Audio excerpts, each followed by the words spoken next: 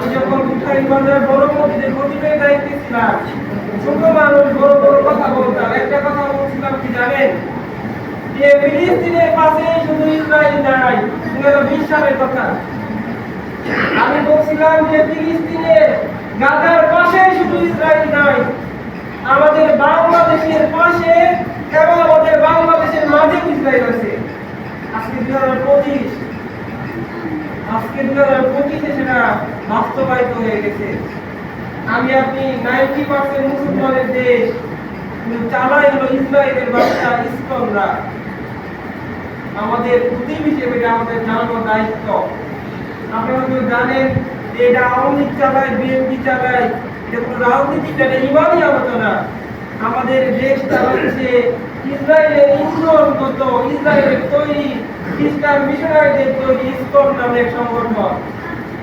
এই ইসকন নামের সংগঠনের যত কার্যকলাপ রয়েছে, যত পরিকল্পনা রয়েছে, সব ইসলাম কেন্দ্রিক, মুসলিম কেন্দ্রিক, দিনদার কেন্দ্রিক। ইসকন নামের কোনরূপ যাই হোক, কিন্তু আমি যে কোনরূপ যে ইসকন মানে হলো ইসলাম কিলিং মিশন। ইসকন মানে হলো ইসরায়েল কিলিং কন্ট্রাক্ট। ইসকন মানে হলো ইসলাম কিলিং কন্ট্রাক্ট। ইসলামকে কিভাবে, ইসলাম যারা মানে তাদের কিভাবে এই ক্ষতিগ্রস্ত করা যায়, এর জন্য যে সংগঠনটা ইসরায়েল মদতদাতা এবং ভারতের আমাদের এই বাংলাদেশকে নিয়ন্ত্রণ করতেছে। কষ্ট লাগে না?